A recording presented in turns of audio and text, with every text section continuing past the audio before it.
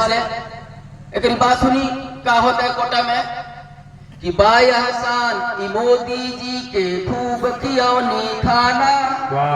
By हसान ई मोदी जी के खूब खियौनी खाना। बेरोजगारी भलई बाटे मिलत नहीं कन जाना। सही बात बाकी नहीं बात, यदि सही बात होगा तो जोरदार ताली बजनी चाहिए। बाय हसान ई मोदी जी के खूब खियौनी खाना। बेरोजगारी भलई बाटे मिलत नहीं कन जाना। अरे जेकर पेट भरल बाबू हो खूब बोरा में भरता।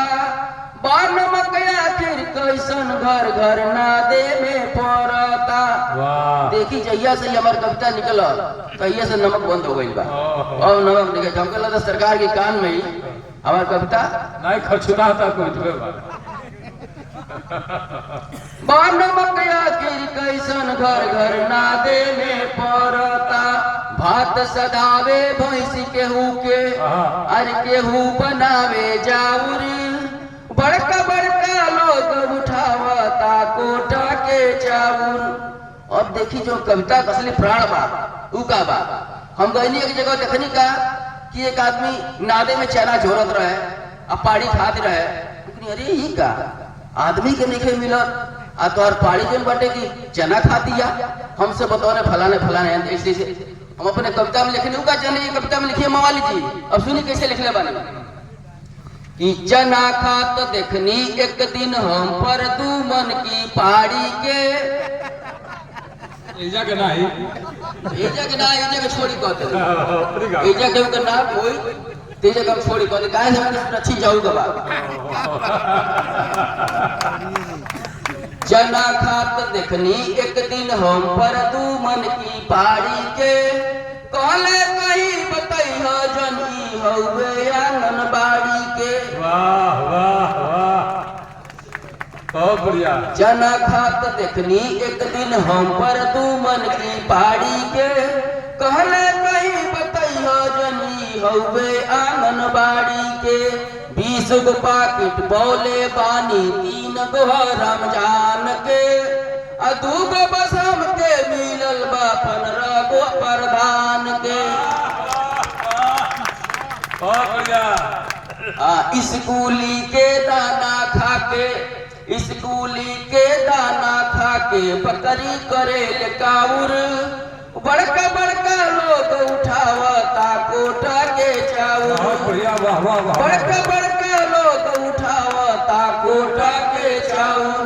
और नहीं का होता कि कंप्यूटर में लगे अंगूठा लगा के बढ़न लाइन।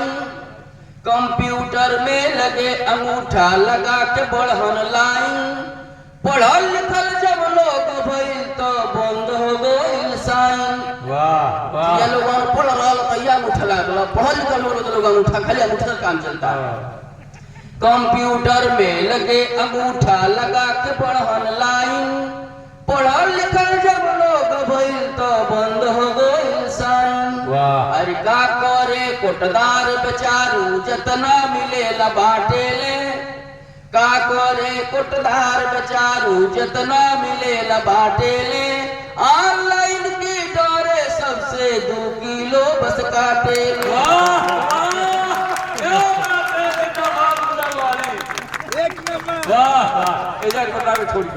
का करे कोटदार बेचारू जितना मिलेला बाटेले।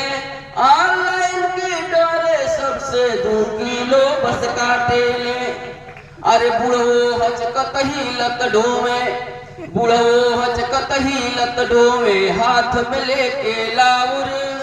बड़का बड़का लोग उठावता कोटा के चाउर।